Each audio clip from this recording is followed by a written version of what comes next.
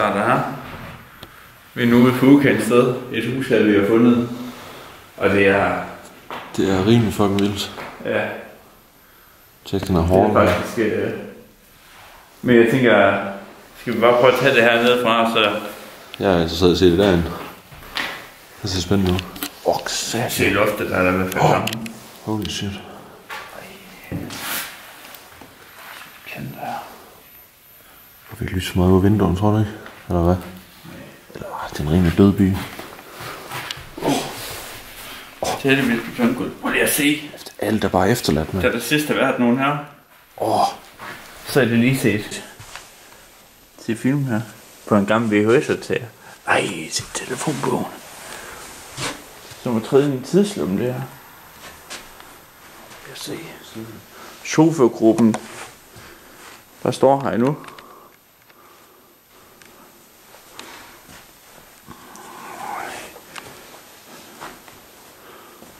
Prøv at se tallerkenerne står. Tallerkenerne i glassen. Ja. De står stadigvæk. Det kunne egentlig godt.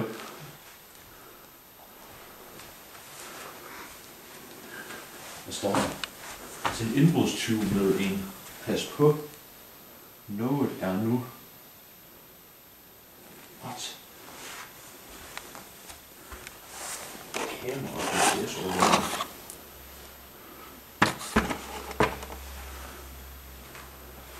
så ud, de har haft besøg af en indbrudstyv en gang. Jeg tror også, de har. Ja, for på stangen. Shit, det er interessant, det her.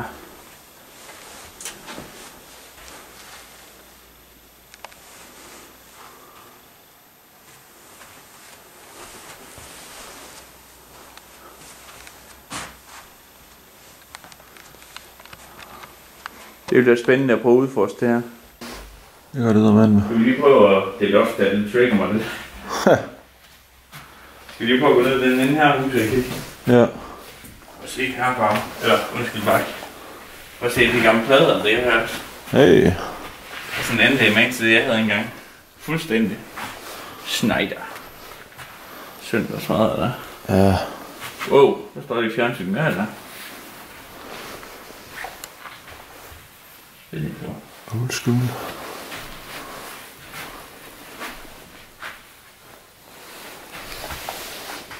Tjek lige den der.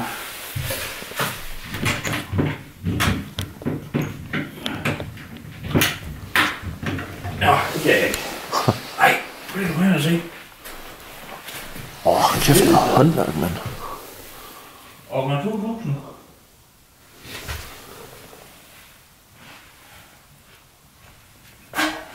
Hold det op, Pau.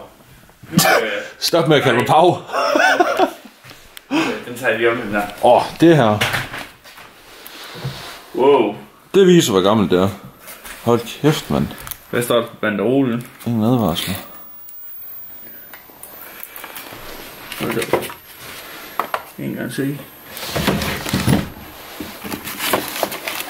Hold det op. Interessant. Jamen, det stod her. Julepynt. Hvad var der derinde? Kan du huske, hvad vi har refereret til på nogle af vores tidligere ture? Prøv lige at se. Hvad sagde jeg så? Jeg kender en, der ikke vil gå med fingeren væk. For helvede, mand. Fuck, hvor vildt. Hvor er de her fra? År 2000. Men det passer meget godt med mig, hvor fanden det her det er efter.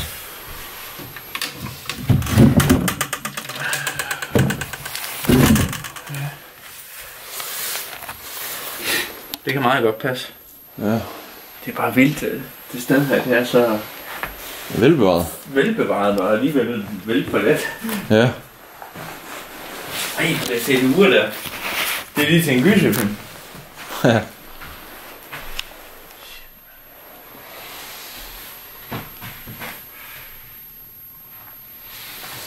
Hvor går næsten anden hen? Ja. Ja, et lille overblik af rummet her.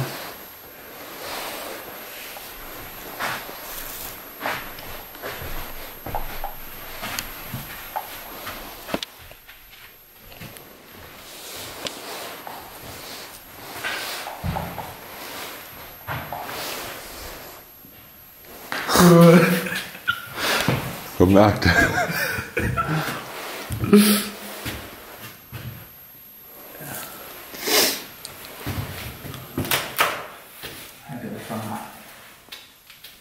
Det er det sted, der ligger så op til nogle gode billeder.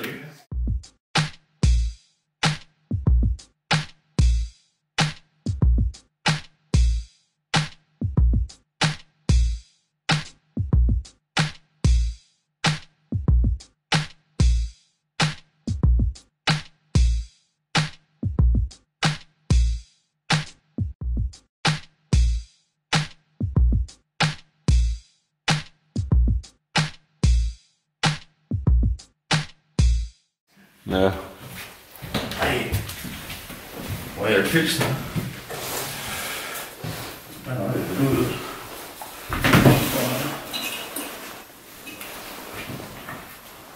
Det skal man se. Det skal jeg ikke tage det nu. Fuck, man. Den har stået der i... Og skraldespanden er der nu. 20 år. Prøv at se. What? Det er jo hjernedødt. Over 20 år har det fucking stået. Ej, må jeg se. Det er seriøst. Ej, hvor er sådan en brødrester. Hold nu kæft.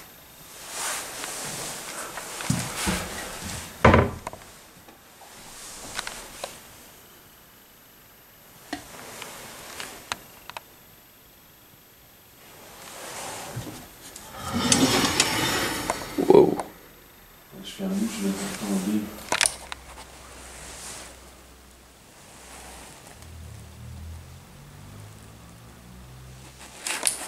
Fuck det. Prøv at se her.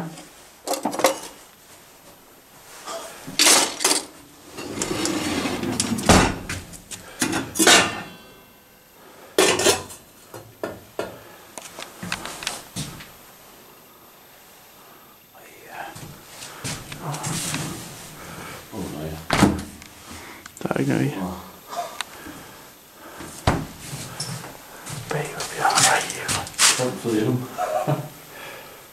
Hvor ja.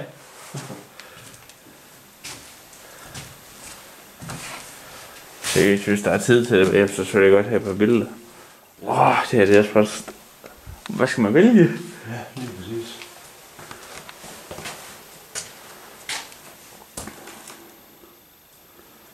Der er mange sådan nogle vaskemaskiner og sådan noget. Ja. Hvad er det her?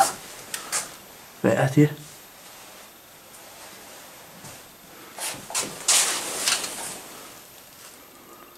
Sampling rate converter.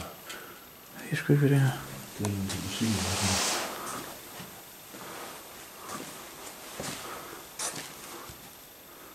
Der er også et lille rum. Ganske imponerende. Prøv at se her. Der er jo ting overalt her. Man skulle fandme næsten tro, der boede nogen stadigvæk. Ja. Shit, man.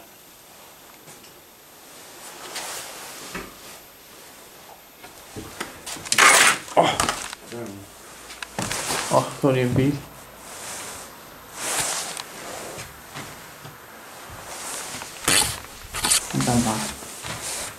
Gamle regnemaskine. Casio. Nice brand. Shit, det byder bare ind til nogle billeder der, mand.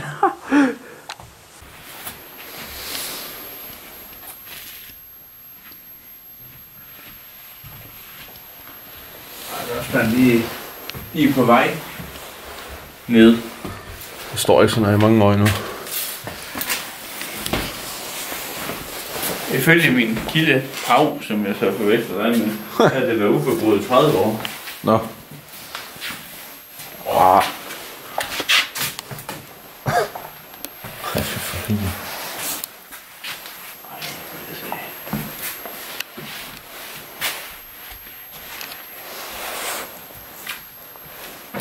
Der står fandme også sådan en regnemaskine. Og gå lidt blødt her, mand. Der er ikke en Casio.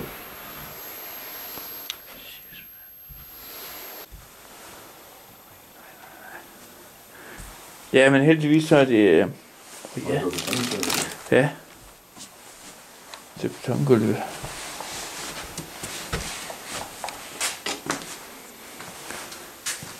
Badeværelse.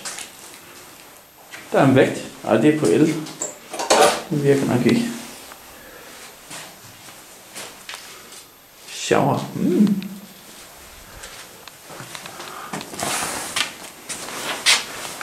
Skal vi tjekke underetagen ud? Det kan vi gøre. Ja, jeg går først. Det må du sgu gøre. Fucking stejl, tror jeg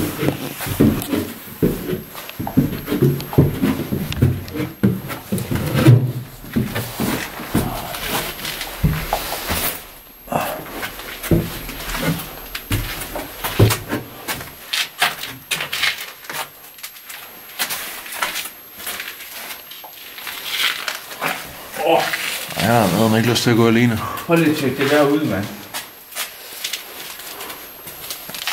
Fy for helvede. Hold da kæft. Der er gas, jeg skal jo.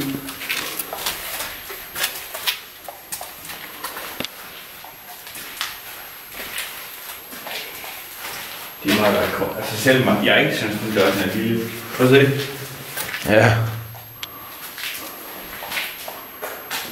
Det stopper det lidt der. Så kan man gå den anden vej.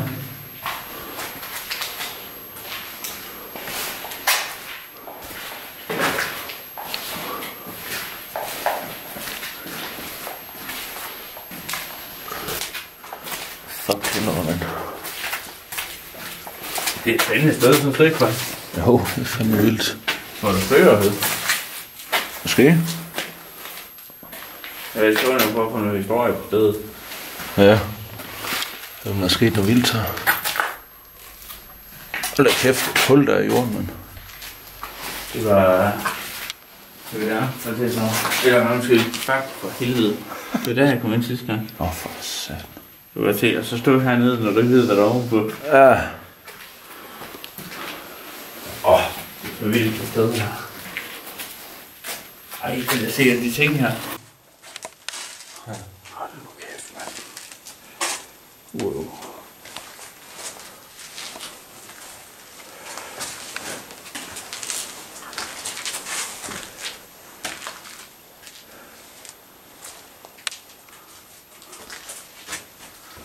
Nej, så er han derude. Og den er barrikaderet.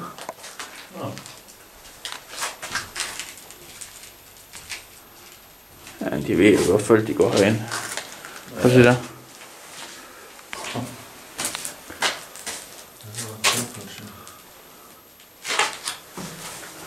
Altså billedet af en anden. Jens Viking. Stuart Starks. Og det er sådan rigtigt starterpanel det her.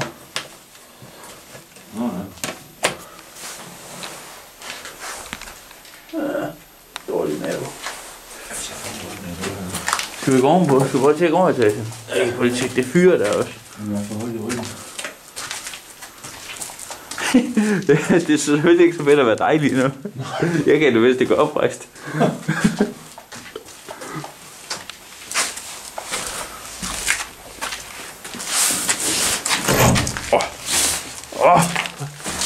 bruger meget om at gå så langt bagved. Fuck, jeg havde at gå bag os, egentlig.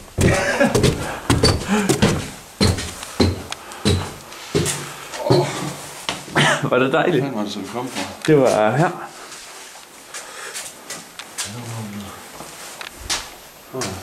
Ja, den der kæmpe hårde her. Den er fandme for vild. Ved du, lige før man skulle tænde den der. Bare en stå, ja. Så der siger noget pludselig.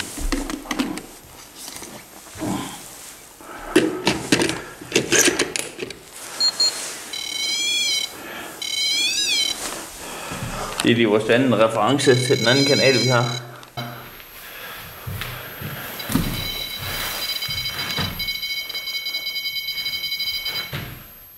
Det er for tidligt. Det burde den ikke kunne. Nej. Der er vi på at gå.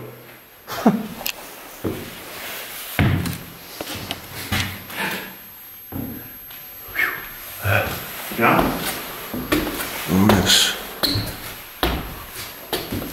Det er en dejlig ting. Nå ja.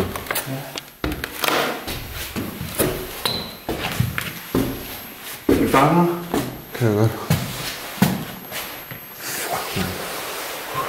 Fordi... ja. Børneværelse. Mange ting herinde. Rigtig mange ting. Jeg var selv også det. Ja. Jeg kan finde mig derhen.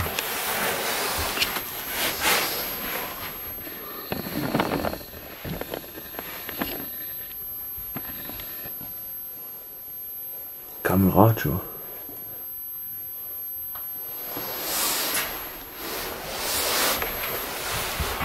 Fuck, det lufter, mand.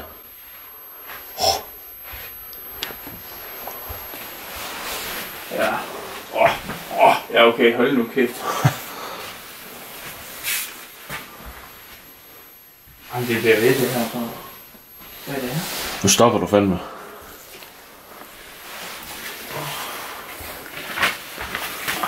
Hvad er det for noget, Michael? Beverly Hills. Sagde jeg farve igen? Ja, nej, undskyld for helvede. Undskyld. Men hvad er det fra?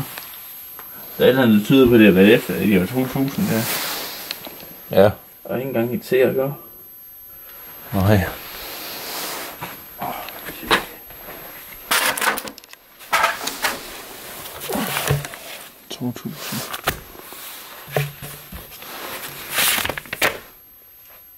...83.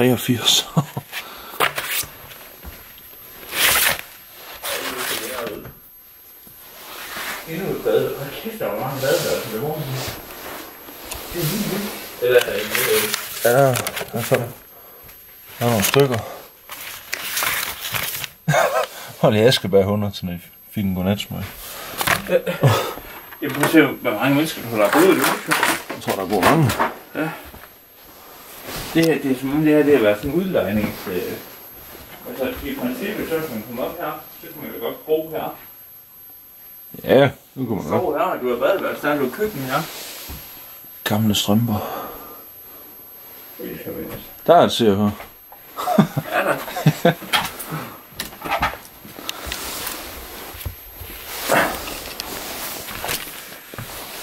Hvad er det for?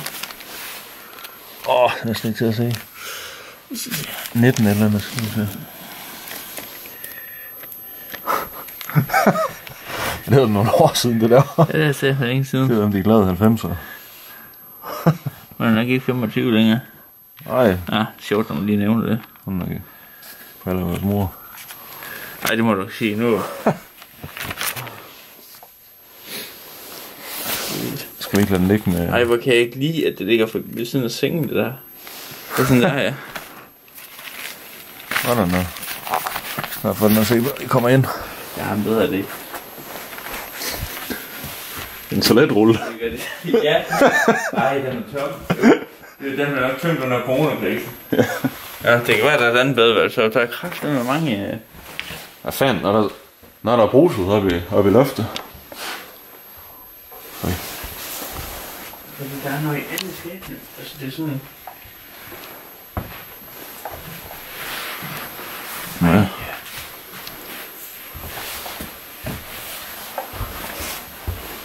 Det er godt, du får set det, mens det er nogenlunde stand, det her. Ja.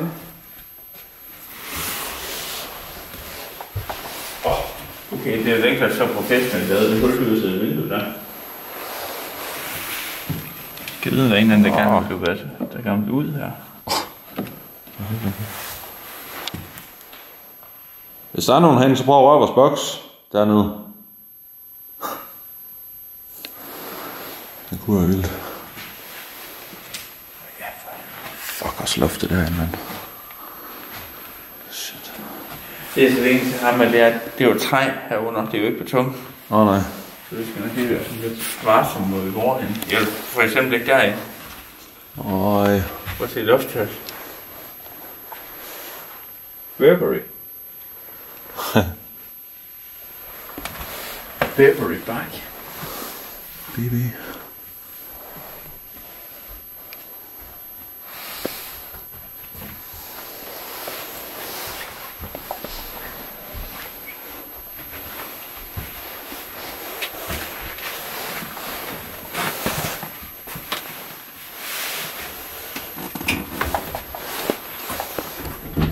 Holy fuck. Det er luft der, mand. Det er så nøjeren. Holy. Prøv at kigge på jorden. Ja. Der er nok 1000 sommerfuglinger. Shit. Det er for vildt. Man har lige lyst til at træde ind. Ej, der er noget.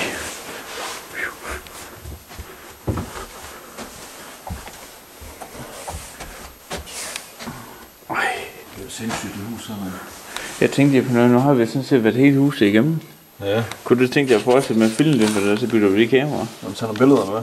Ja.